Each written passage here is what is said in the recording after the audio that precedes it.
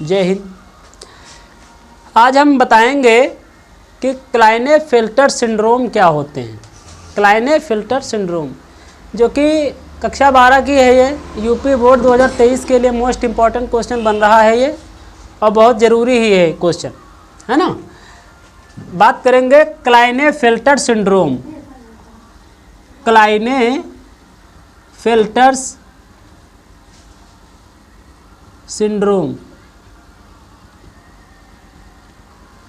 क्लाइनेफेल्टर syndrome क्या होता है?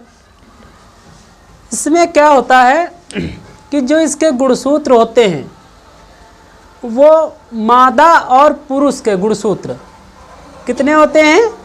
46 गुणसूत्र होते हैं, यानी 23 जोड़े गुणसूत्र पाए जाते हैं। कितने जोड़े? 23 जोड़े।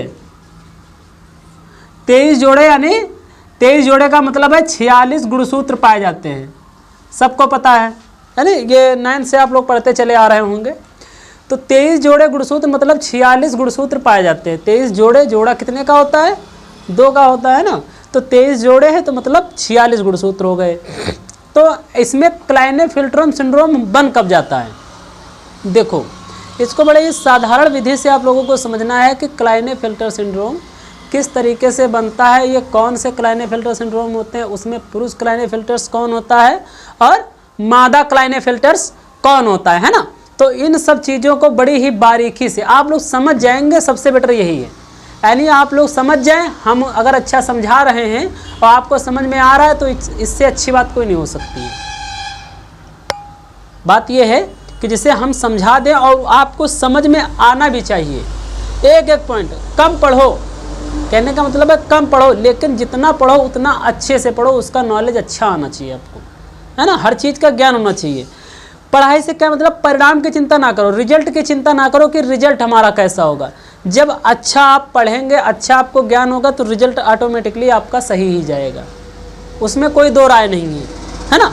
तो इन सब चीज़ों पर ध्यान करते हुए तो क्लाइनेफेल्टर सिंड्रोम सीधा सिंपल सा बात है। तो आप लोगों को पता होगा XY और XX, ठीक। ये क्या होता है? पुरुष होता है और ये क्या होती है? मादा होती है। एक एक पॉइंट समझते चलेंगे। यानी पुरुष का ये होता है, मादा का ये होता है। मादा में क्या होता है कि दोनों गुणसूत्र जो होते हैं वो XX होते हैं। अब पुरुष में क्या होता है? एक गुणसूत्र X होता है, दूसरा क्या होता है? Y होता है। एक एक पॉइंट समझ के चलना। एक गुणसूत्र Y होता है और एक गुणसूत्र X होता है, जो कि ये पुरुष में होता है। अब इसमें देखो, मान लो कि इनका जब जनन हुआ, इनका क्या हुआ? इनका जब जनन हुआ यानी रिप्रोडक्शन हुआ, जब रिप्रोडक्शन इनका दोनों का हुआ तब क्या हुआ? इनका X गुणसूत्र, इनका X गुणसूत्र और इसका X गुणसूत्र मिला तो ये XX बना। इसका Y गुणसूत्र, इसका X गुणसूत्र, तो क्या बना? ये XY बना। फिर इसका X, फिर इसका X, तो ये क्या बना? XX। फिर इसका Y, इसका X, तो क्या बना? XY। तो इसमें से एक लड़की, एक फिर लड़की, फिर एक लड़की, एक लड़का, एक लड़की, एक लड़का, इस तरीके से हो गया। अगर बाई चांस इस चीज़ को, फिगर को समझते चलना कि क्लाइनेफेल्टर सिंड्रोम कब बनता है? जब इसके दोनों अणु आ जाएं, XY दोनों अणु आ जाएं और इसका एक आए तो ये क्या बनेगा? XY, यानी इसके XY, इसका X, तो ये बनेगा पुरुष क्लाइनेफेल्टर। पुरुष क्लाइनेफेल्टर, क्लाइनेफेल्टर जिसको हम साधारण भाषा में किन्नर भी नाम दे सकते हैं, है ना। और अगर इसके दोनों गुणसूत्र और इसका केवल X गुणसूत्र मिल जाए, यहाँ पे XXX बन जाए, जब XXX बन जाए तो ये बन जाएगा मादा क्लाइनेफेल्टर, है ना। क्लाइनेफेल्टर सिंड्रोम।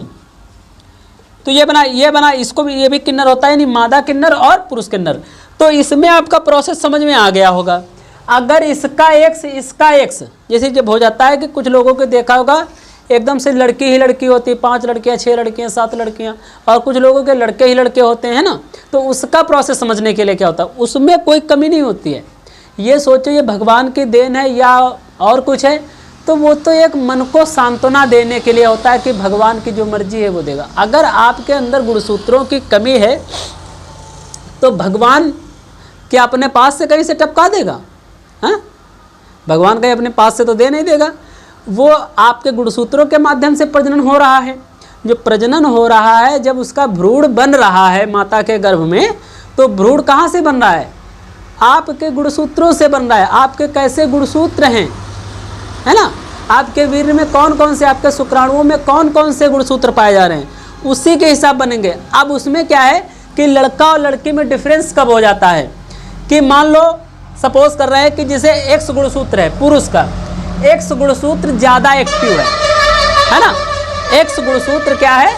ज़्यादा एक्टिव है और उतना वाई गुणसूत्र एक्टिव नहीं है। समझ रहे ना बात को?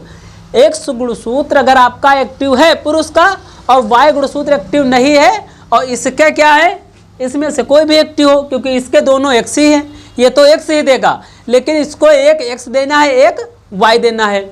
और जब इसका एक्स गुणसूत्र एक्टिव होगा केवल, और इसका क्या होगा, इसका तो एक्स गुणसूत्र एक्टिव है, इसका एक्स मिला, इसका एक्स मिला, फिर लड़की, फिर इसका वाई काम नहीं कर रहा, फिर इसका एक्स मिला पुरुष का फिर एक्स मिला, फिर इसका एक्स मिला, फिर एक्स, फिर इसका एक्स मिला, फिर इसका एक्स मिला, फिर क्या होगा, लड़की।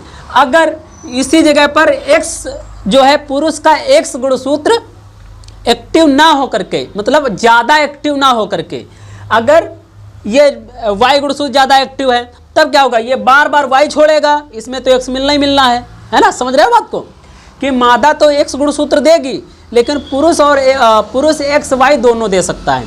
तो जब इसका ज़्यादा एक्टिव वाई गुणसूत्र है, समझ रहे ना कि इसका ज़्यादा गुणसूत्र वाई एक्टिव है, तो ये वाई बार बार देगा और ये एक्स देगा, तो वाई एक्स ये बराबर लड़के ही उत्पन्न होंगे, यानी बराबर लड़के ही उत्पन्न होंगे। और उसमें क्या होता है, यानी कॉमन आदमी में कि 50% ये होना चाहिए, 50% ये होना चाहिए, और इसका दोनों मिलाकर के 100% होता ही है, 100% होता ही है। समझ रहे हो? यानी इनका दोनों एक तो में छूटना है, इसमें से गुणसूत्र छूटे, उसमें से गुणसूत्र छूटे।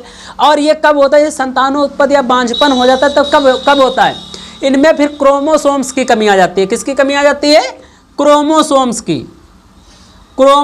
की कमी आ जाती है, और इनके अंदर ये गुणसूत्र जो होते हैं ये डीएक्टिवेट हो जाते हैं, यानी मादा के अंदर भी इसके अंदर भी डीएक्टिवेट हो सकता है।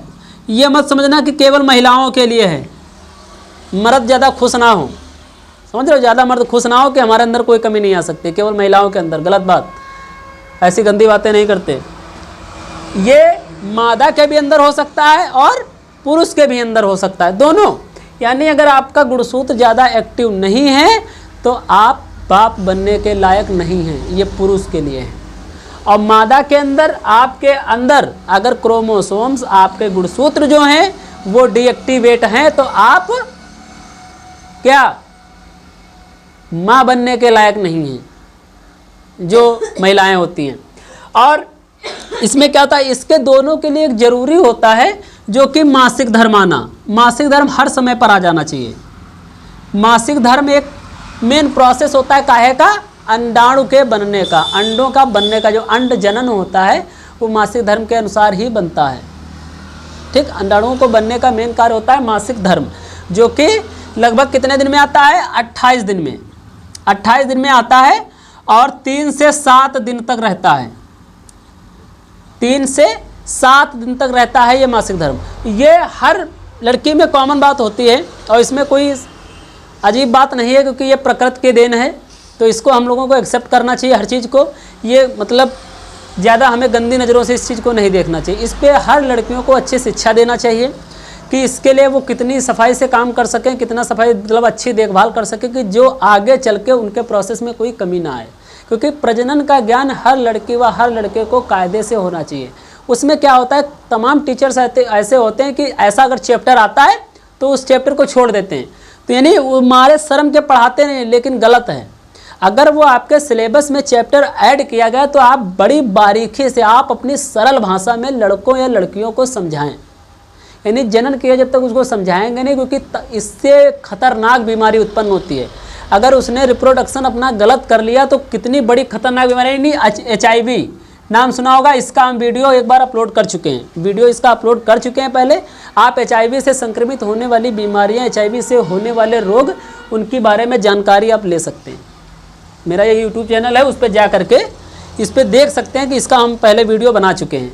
तो HIV यानी इतनी खतरनाक जो कि लाइलाज बीमारी होती है, अगर आप उनको जनन के बारे में नहीं बताएंगे तो कितनी बड़ी हानि उठा सकते हैं हमारे देश के युवा लोग, चाहे वो लड़कियां हों चाहे वो लड़के हों। तो ये क्लाइनेफेल्टर सिंड्रोम समझ में आया होगा कि XXY ये पुरुष क्लाइनेफेल्टर होगा और X यानी XXX यानी XXX ये क्या होगा, मादा क्लाइनेफेल्टर सिंड्रोम होगा। तो यही सिंड्रोम है, ठीक है, यही सिंड्रोम है। कोई किसी को दिक्कत है? कोई दिक्कत तो नहीं होनी चाहिए क्योंकि इतना बारीकी से हमने समझा दिया है, कोई दिक्कत नहीं होनी चाहिए। तो इसमें समझ में आएगा कि मेन कार्य किसका होता है, गुणसूत्रों का। गुणसूत्र कितने होते हैं? 23 जोड़े गुणसूत्र होते हैं और इसका एक्टिव गुणसूत्रों का एक्टिव होना जरूरी है, यानी पुरुष के 50% दोनों एक्टिव होने चाहिए। X 50% होना चाहिए तो Y 50% होना चाहिए, तभी वह पुरुष और मादा को यानी बच्चे को, लड़का व लड़की बच्चे को पैदा कर सकता है। मादा के तो दोनों एक्टिवेट होते ही हैं, कभी कभी होता है इनके एक्टिवेट नहीं होते हैं, क्रोमोसोम ना बन पाने, क्रोमोसोम क्या होते हैं इसके डीएक्टिवेट हो जाते हैं। क्रोमोसोम डीएक्टिवेट हो जाने के कारण इनमें बांझपन हो जाता है, ये बच्चों का जन्म नहीं दे पाती हैं और माँ नहीं बन पाती हैं। पुरुष में भी यही होता है, पुरुष भी डीएक्टिवेट हो जाते हैं।